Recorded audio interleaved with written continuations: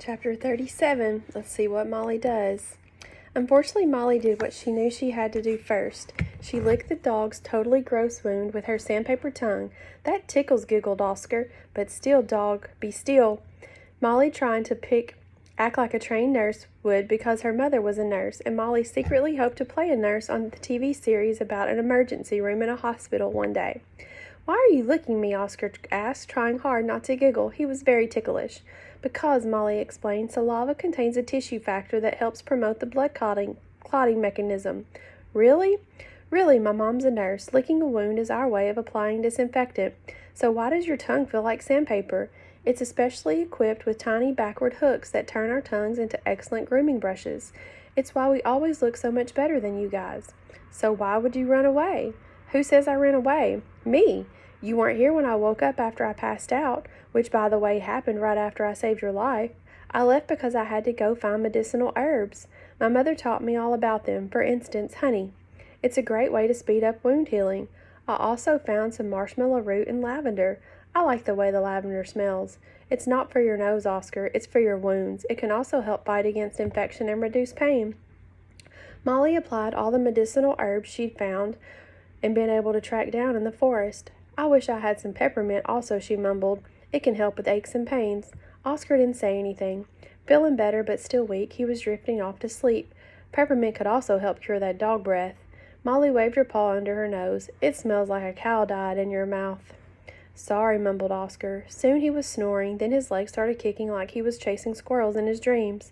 Or maybe it was a nightmare, and he was running away from the weasel boars with Molly riding on his back. "Did you know that cats have always been worshipped by God?" she asked. Oscar didn't answer. Did you know cats spend 70% of our day sleeping and 15% grooming, which only leaves 15% for everything else, like taking care of a dog who risked his life to save mine?" Oscar didn't say a word. He was out like a light. Molly bent down close to his ear. "Did you also know that you're very brave? Because you are, Oscar. You're very, very brave." Chapter 38. Meanwhile, back home in the civilization, Oscar and Molly's stories were splashed all over TV. Molly's picture was appearing on a milk and cream cartons and throughout Kattsburg. In Doggsylvania, Oscar's photo was featured on billboards in the back of the kibble bags. The ferret reporter at the Measle Broadcasting Network had taken her idea about the sworn enemies lost together in the wilderness and turned it into TV's top-rated tabloid TV show. Still, no sign of Oscar and Molly. She said to her nightly audience, if they're both still alive, one has to wonder, have the two sworn enemies met each other out in the unforgiving wilderness? And if so, have they killed each other? Stay tuned. And then there was an ominous dun dun dun dun dun sound effect as if the image of screen would cut to Molly's father. And then he would be Boomer, Histleton III Esquire, at home in his study. "The dogs are dirty, disgusting, dangerous animals," he would say. "And dumb," added the son Blake. "They're like total numbskulls." "We'll hear from the dog's parents and his ferret," said the ferret, "right after this word from our sponsor." After the commercial, the ferret was sitting with Oscar's family in their rumpus room. Squeak toys, bouncy balls, half-chewed rawhide bones littered the floor. "What do you think your son will do if he encounters a cat out in the wild of the Western Frontier Park?" "What any self-respecting dog would do," he told her. "Chase that filthy feline right up the tree." After the interview, the ferret showed footage of all the dog neighbors dropping by the house with casserole dishes of kibble mush and heaping platters of sliced meats. Oscar's mom slugged him in the shoulder whenever he said, "I sure do wish maybe our son would get lost more often. I was just making a joke," he said. "This is no time for jokes, Duke. You're right, Lola. It's time to eat." "Things aren't quite as rambunctious back at the cat house," the ferret told her audience. The scene shifted. The Histleton family was sitting in a circle with a dozen other cats. "We call it a clouder," Molly's mother said. "That's a cluster of cats. It's our support group. I find it very comforting to have friends and family dropping by on a daily basis to practice active listening and positive enablement." Chapter 39. Back in the wilderness in the thick forest, ringing the base of the Crooked Nose Mountain, Oscar managed to walk with help of a crutch he fashioned out of a tree branch. "You sure you want to keep on hiking?" Molly asked. "Yeah, no problem." Maybe if Oscar hadn't been wincing in excruciating pain every time he took a step, Molly might have believed him. "You're wounded, Oscar," said Molly. "The weasel boar really got you." "I know. I was there when it happened, remember? Maybe you should rest. I could put more honey on your wound." "No, we should climb over that snow-capped mountain and head down to the western frontier base with camp on the other side. You're definitely a tough dog." "Thank you. And brave." "You too. I used to think all cats were scaredy cats. My father says you guys are so skittish you jump at the slightest noise. You hear something and boom! You screech, your fur shoots up, and you go flying." "Our fur shoots up to make us look bigger," explained Molly. "Really? It's a defense mechanism. We look bigger and our predators might leave us alone." "Well," Molly said, "my father thinks that you dogs like to scoot on your tails and drag your butts across the floor all day." "Nope, he's wrong. We only have to do that when we have to, but it might be once or twice a week." Limping along for hours, Oscar and Molly finally arrived at the foot of the funny-looking mountain. There was a rutted dirt road winding its way up to the snowy peak. If there's a road, there have to be vehicles. "We should try to hitch a ride. I'll bet this road leads to Western Frontier Park. We're going home, Oscar. Civilization, here we come." Their luck got even better. They heard a rumbling engine and the crunch of tires off in the distance. "Stick out your paw, Molly, and poke up a claw. Here comes our ride." Molly, who was shorter than Oscar, stepped out in front. Smiling, glad that his ordeal was almost over, Oscar stuck out a paw too. A trundling truck rounded a bend, stirring up a cloud of dust. Suddenly, Molly's fur poofed straight out. She looked twice her size. Oscar tapped her on the shoulder. "Why are you activating your defense mechanism? Don't you see who's driving?" Oscar narrowed his eyes and peered at the truck. It was being driven by the weasel boar. Chapter 40.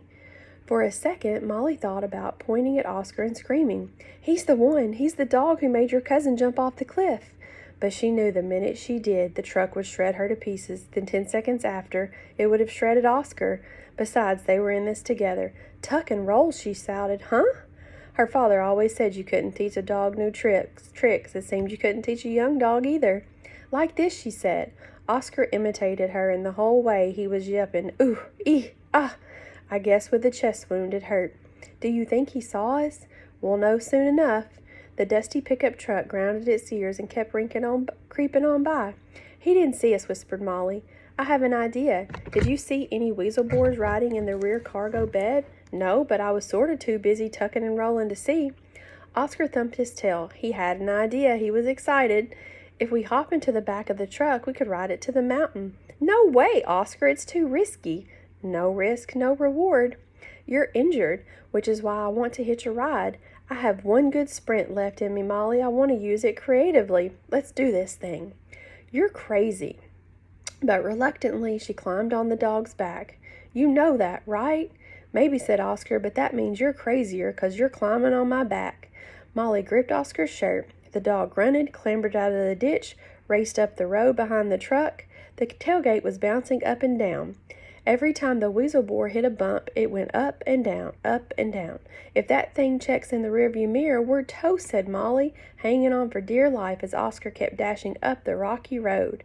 Even with his injury, his tree branch crutch, he was super fast. "He's a weasel boar, just like the one who ran into the ravine. Weasel boars never look back. They just charge forward. Hang on, here we go. Time to leap." Oscar sprang up off the road and into the back of the truck. The cargo bed was lined with thin, moldy carpet. Molly rolled off Oscar's back, tumbled to the left, and hugged the side of the truck. Oscar rolled right along beside her on the right. Molly couldn't believe it. They'd actually done it. They'd hitched a ride up Crooked Nose Mountain with a weasel boar. The dog's dumb idea was actually working. They were on their way home. They just had to sit and relax and leave the driving to the weasel boar, who hopefully was on his way to the Great Western Park campsite to steal food scraps out of the garbage cans.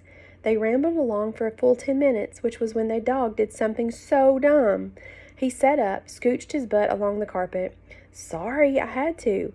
A roar erupted from the cab. "Why, you little—" Apparently, Oscar's butt scooch had caused the weasel boar to check his rearview mirror.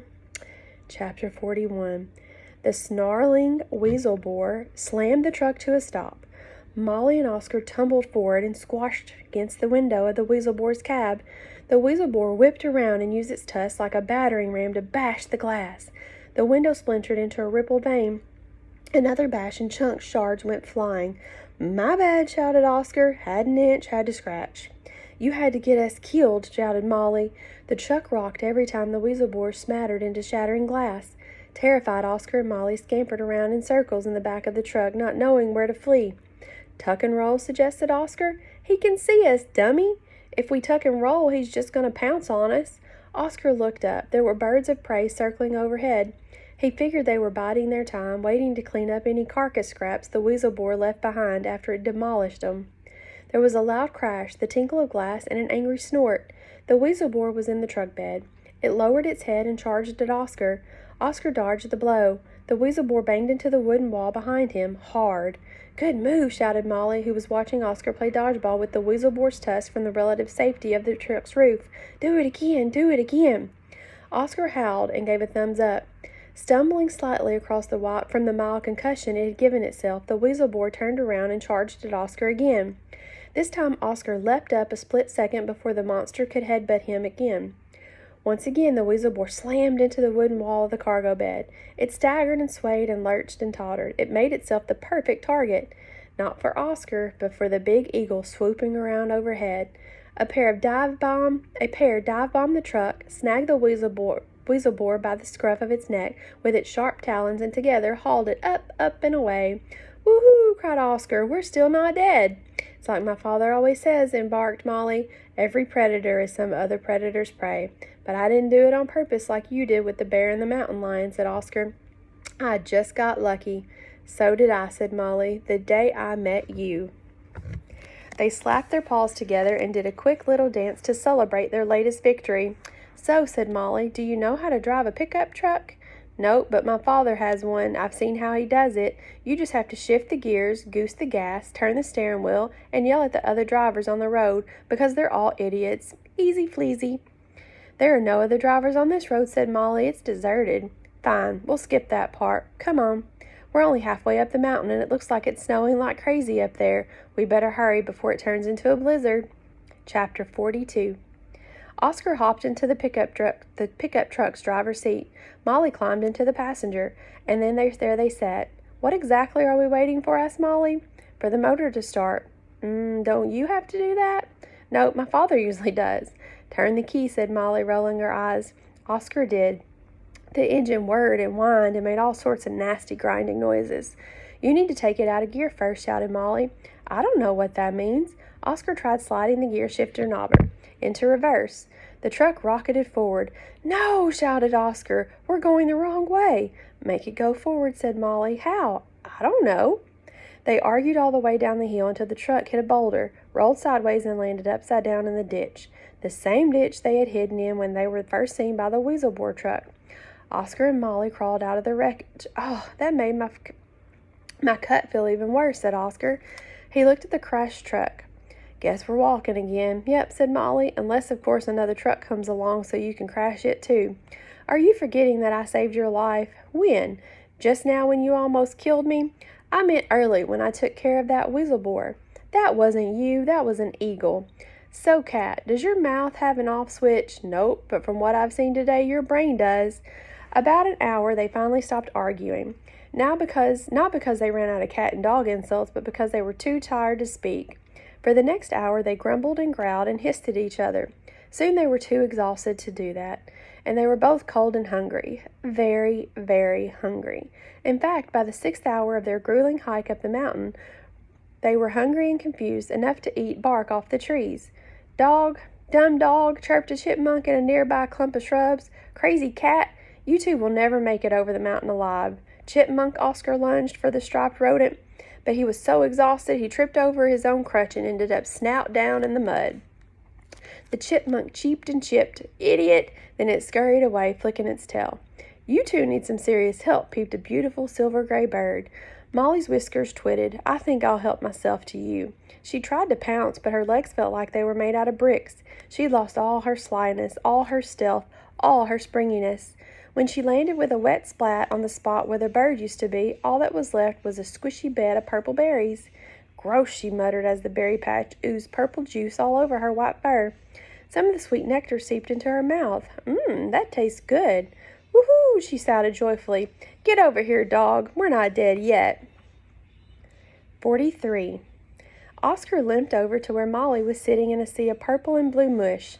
It's a whole berry patch, said Molly. That bird was trying to help us. Oscar buried his muzzle into the mess of smushed berries and lapped up as much purple slop as he could. After he gobbled down about 1,000 squished berries and his brain started functioning again, he wondered, did the bird really do this on purpose? Do birds and animals actually help one another in the park? Maybe that's why he and the cat had been able to get along for the most part. Out here in the wilderness, the great western frontier park really was magical. Just like everyone had said, even cats and dogs, sworn enemies for life, could get along here, and they tried. Either that or this was all one giant coincidence with an order of purple berry mush on the side. That bird was so sweet, said Molly, licking some of the purple stains off her paw. He showed me exactly where to find food. And you said birds hate cats. Ha! They do, said Oscar, but they love dogs. That bird did it for me. Wait a second, said Molly. Aren't some dogs what they call bird dogs? Don't they specifically hunt birds? Oscar shrugged. Not any of my relatives. We're squirrel dogs and chipmunk dogs and bacon dogs.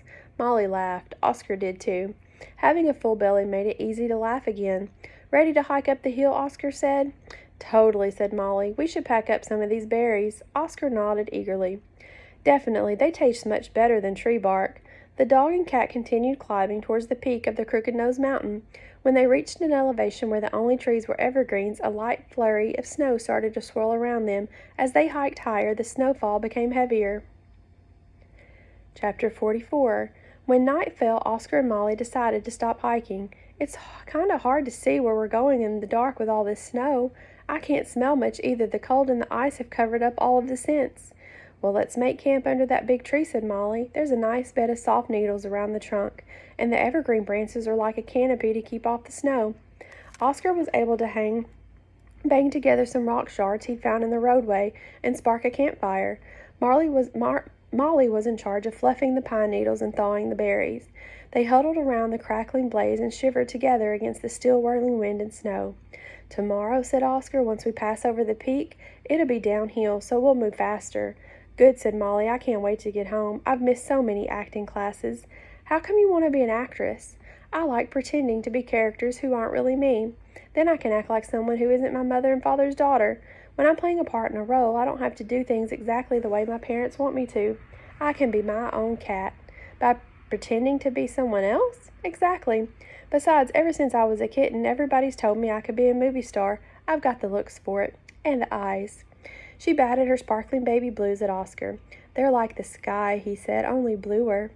I know, said Molly. It's a gift. How about you? What's the first thing you're going to do whenever you get home? Well, first I'll eat a big delicious dinner. Something besides berries. Yeah, tuna fish wrapped in mackerel. Nope, a double bacon cheeseburger, extra cheese, hold the bun. Then I'll go back into training. Not to brag. Go ahead, brag. Okay, Coach says I'm the best young athlete in all of Dogg, Sylvania. Well, I know for a fact you're an excellent runner. Yeah, it's my top sport, running and fetching. I'm on the fetching team, too. Molly sighed. I miss my mom. I'm glad she's a nurse, said Oscar. My mom's a nurse, too. No way. Next time I'll pay more attention when she tells me about medicinal herbs and where to find them. As the night wore on, they swapped all sorts of stories about their schools and their favorite places to hang out back home and food. When you're hungry with nothing but purple berries in your belly, food is always a very hot topic. But mostly they talked about how much they missed and loved their families, even their fathers, who could both be kind of grumpy and grouchy. It's just his way, said Oscar. I know what you mean, said Molly. I've got the same deal with my dad. Oscar stared at Molly. You're still a cat, right? Yeah. And I'm still a dog. Definitely? Then how come we have so much in common? Molly shrugged. I have no idea. Yeah, said Oscar. Me neither. I guess that's something else we have in common. Chapter 45. Molly and Oscar rose with the sun. They'd taken turns staying awake throughout the night to guard each other. But even when it was one of their turns to sleep, they didn't do much of it. The night was too cold. They were both too terrified of all the dangers lurking in the darkness. You ready to climb to the summit? Oscar slowly creaked up from the bed needles and leaned against the crutch. "You betcha," he said, clearly even though his tail was drooping between his legs. Molly could tell. The dog was in a great deal of pain, but he limped on. The higher the climb, the deeper the snow. "We're topping out," exclaimed Molly when she could see the blue sky through the stand of trees. "We made it! It's all downhill from here." Molly ran and Oscar hobbled across the peak of the Crooked Nose Mountain to a switchback trail on the other side. The air was crisp and crystal clear. You could see for miles in every direction. "Look," said Molly, "way off in the distance. That's the entrance to the Western Frontier Park." "Where?" "That smudge down there on the far side of the wide, winding river."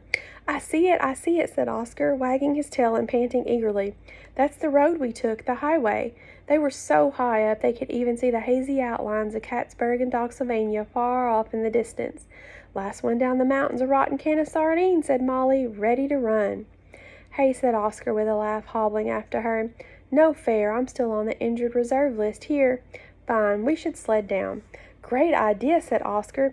"We could lash together a bunch of tree limbs and branches, or we could make 2 pairs of snowshoes, and—" "Ah!" screamed Molly. An eagle had just swooped down and plucked her off the bluff. "Oh, no!"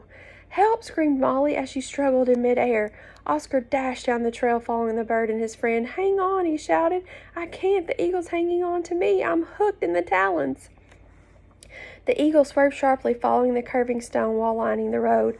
Molly figured this was one way to climb down the mountain fast, in the clutches of a crazed bird bringing food home to its hungry babies. The eagle made another hairpin turn, hugging the side of the W-shaped road, and Molly saw Oscar. He had leapt from one stone wall to the next and caught up with the bird. The dog flew up off his rocky perch and grabbed Molly's legs with his arms. The combined weight of the cat and dog was way too much for the eagle.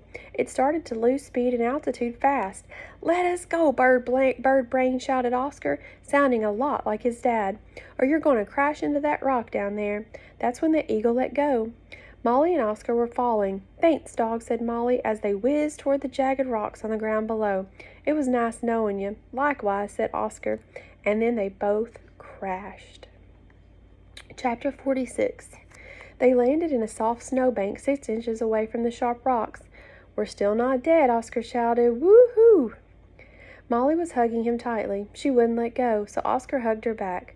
"Okay," he thought, "this is totally embarrassing. I'm hugging a cat in a snowdrift. Unbelievable. I'm glad Dad isn't here to see this. She's kind of soft and cuddly, though." He didn't say anything out loud, of course. He just held on to Molly and let her say thank you, thank you, thank you 1,000,000 times. "You're welcome," said Oscar, still not breaking the hug, because they landed in a mound of snow, and 2 bodies are always warmer than one. "Remember when I said you reminded me of my brother, Molly?" "Yeah? Because I'm so easily distracted?" "Well, that's not the reason, not anymore." "Okay, what's the new reason?" "You're like the best kind of brother, Oscar. Somebody who'll look out for me no matter what. Someone who's willing to jump out of an eagle and risk his own life to save mine. You did that for me, Molly, when you came back with the medicine and stuff." "Huh? I guess that makes me your sister." "Kinda, sort of," said Oscar, "temporarily until we get home. That's our deal, right?" said Molly. "Of course." The snow was cold, more was falling. Oscar and Molly huddled closer together. "Well, ain't this groovy?" boomed a jolly voice. A snowy white bear was standing over Oscar and Molly, grinning like crazy. She wore a necklace, woven flowers draped around her neck. Oscar and Molly sprang out of their cuddle, stirring up all sorts of frosty snow. Oscar put his paws ready to defend himself and Molly from the huge bear. It wasn't wearing clothes, so it must be a wild, savage one. The bear leaned down closer and opened her wide mouth. Oscar bravely stood snout to snout with the beast. Maybe he could scare it off before it ate them. He had to try, but the bear's mouth curved into a grin. "Are you two like boyfriend and girlfriend, man?" she asked. "What?" said Oscar. "No way," said Molly. "We're like brother and sister," said Oscar defensively. "Or sister and brother," said Molly. "Really?" said the snowy white bear. "Well, that's even funnier, man. A cat and a dog, brother and sister, far out. And that's what the world needs, more of baby. Love, sweet love." Oscar stood up and dusted off some snow. Molly did the same. "We're not in love," said Oscar. "Being in love is gross," said Molly. "You can love without being in love, man," said the polar bear. "Can you dig what I'm laying down, children?" "Sure," said Molly. "Whatever. We just want to go home." "Far out," said the polar bear. "Where do you two lovebirds call home?" "We're not lovebirds," insisted Molly. "I'm a dog, she's a cat," added Oscar. "Neither one of us is remotely related to birds." "And dogs and cats hate each other," said Molly. "Is that so?" chuckled the big bear. "Oh, right, I heard about that. A whole lot of hating going on down in the big cities. It's why my family moved to the country, man. Too many haters in the city. Couldn't handle all those negative vibes." "I'm from Dogg, Sylvania," said Oscar. "Cattsburg," said Molly. "Do you know how to get there?" "No, sorry, but I do know how to get down off this mountain and into Western Frontier Park." Oscar gave a hearty air pump. "Yes! We're going home, Molly, home." "So what are your names?" asked the polar bear. "I'm Oscar, Molly." The bear chuckled again. She chuckled a lot. "Oscar and Molly sitting in a tree. K-I-S. "We're not sitting in a tree," insisted Molly, because she knew what the next part of that rhyme would be. "We were sitting in a snow," added Oscar. "I know, man," said the bear. "You were cuddling and snuggling." "Because we were cold," said Molly. "Far out, by the way. My name's Momsey." "Seriously?" Oscar and Molly said at the same time. "Yep, for reals. Climb on my back, little bro and sis. It's time to get on down and boogie all the way to the valley below." Oscar and Molly didn't hesitate. They quickly grabbed a handful of Momsey's fluffy fur, hauled themselves up onto her back, and snuggled down into her soft, cozy warmth. "This is way better than a pickup truck," whispered Molly. "You got that right," Oscar whispered back, and they spent the day riding in plush comfort down the far side of Crooked Nose Mountain. Chapter 47. That same morning, in Fondade City, where the United Federation of Animals kept its capital, the head of magistrate, a hippopotamus in black robes, was listening to complaints from his constitutes. "The beaver's dammed up in the darn river again," complained a raccoon. "This has seriously endangered our ancestral fishing grounds." "Is this true?" the wise hippo asked a beaver with sawdust flaking like dandruff on his dark suit. "Yes, sir, your majesty," said the buck-toothed beaver. "I'm a magistrate, not a majesty." "Oh, sorry. Want a toothpick? I just nibbled one out of this chair leg." The hippo banged his gavel. Startled, the beaver stopped chewing the furniture. The raccoon nervously fiddled with his fingers under his chin. Hear ye," declared the magistrate. "Henceforth the raccoon shall fish on the upstream side of the beaver dam, instead of the downstream side." "Oh," said the raccoon. "Good idea, sir. Wonder why I didn't think of that." "Because," said the hippo, "you were too busy being mad at the beavers to think up a sensible compromise. Next case." The cat and dog families pushed their way to the front of the room. A clump of reporters and camera people pushed forward with them. "Your Honor, sir," said Oscar's father, Duke. "Pardon my pun, but we got us a real catastrophe on our hands here." "Oh, go step in a poodle," hissed Boomer, Molly's father. "My wife's part poodle," snapped Duke. "Fine," sniffed Boomer. "Step on her."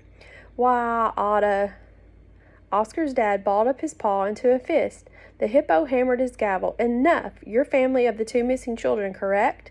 "That's right, Chief," said Duke. "And that lame hawk owl ranger you people have working at your Western Frontier Park hasn't done diddly to find my son.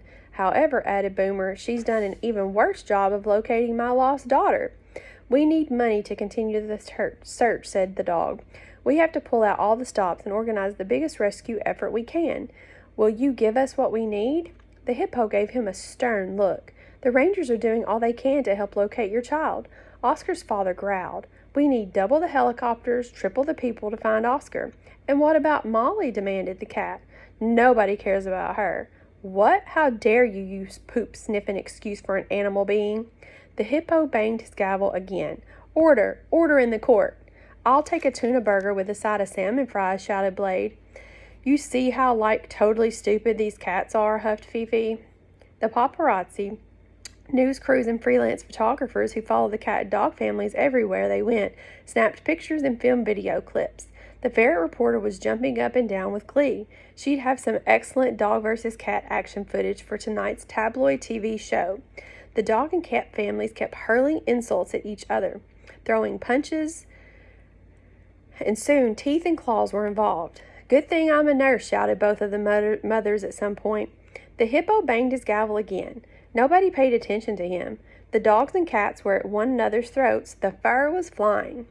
"You cats and dogs are impossible. Request denied," shouted the hippo over all the barking, hissing, snarling, and screeching. "Bailiffs, clear the room." 5 burly guards, 4 big gorillas, aided by an elephant, came in and broke up the dog and cat fight. There would be no last-ditch rescue mission. Oscar and Molly were officially on their own. Chapter 48. Well, here we are, Dude and Dudette, said Momsey, the blueberry polar bear. The bubbly polar bear. The mighty big river, your so-called civilization, is right over there on the other side. Oscar slid down the bear's white fleecy fur and landed on the ground. Molly slid down after him. On the far shore of the turning choppy water, they could see a road and buildings. They were so close to going home. The river's too broad, said Oscar. Nah, man, said Momsey, it's just mighty and big. That water is at least a half-a-mile ride, said Molly. For sure, said Momsey. We'll never make it across, said Oscar. I can't doggy paddle that far with a cat on my back, not through raging rapids. Probably not, man, said Momsey. But then again, why would you want to? Because, said Molly defensively, we're kinda sorta on this journey together. That's right, said Oscar. We're temporarily kinda sorta helping each other a little. I can dig it, said Momsey, but I mean, why would you want to go back there? There's nothing on the far shore but haters. Dog haters, cat haters, and so on and so on. Doobity-doobity-doo. What, said Oscar? Nothing, dude. Just a song we sometimes sing out here in the park. It's also the reason why I never want to set paw in the city, yours or hers. But how do we get across the river? The bear shrugged. Don't know, never tried to do it, because I never want to go back. CIO for now. You're on your own, kids. I'm out of here. The big bear lumbered away, singing Many Rivers to Cross. We're just worried about this one, Molly shouted after her. The bear kept walking away, singing her song, tossing 2 fingers into the air, the peace sign over her shoulder. Thank you for the ride, Oscar shouted to Molly. He said, she's wrong. We are not on our own. We're together. Correct, said Molly, because we're stuck together on this side of the river when we want to be on the other. Well, said Oscar, nervously wagging his tail, we just need to figure this out. Fine, Molly stated, licking her paws. What are we going to do? Licking her paws, it helps me think. Good idea. Oscar hunkered down into a prone position. I'll do my best thinking pre-pounce mode. The two of them stared at the river and the far shore and the logs and branches whizzing downstream in the rolling rapids. If only we had a raft, said Oscar. Yeah, said Molly. Just then they saw a beaver floating down the river riding a log. Molly looked at Oscar. Oscar looked at Molly. Molly, we need help, they said, together. But it's wild, Molly said. That didn't stop Momsey or Granny from helping us, Oscar pointed out. Molly nodded, and they waved at the beaver jumping up and down on the riverbank. Then together they screamed, Help! Chapter 49. Do we think the beaver is going to be friendly wild or vicious wild?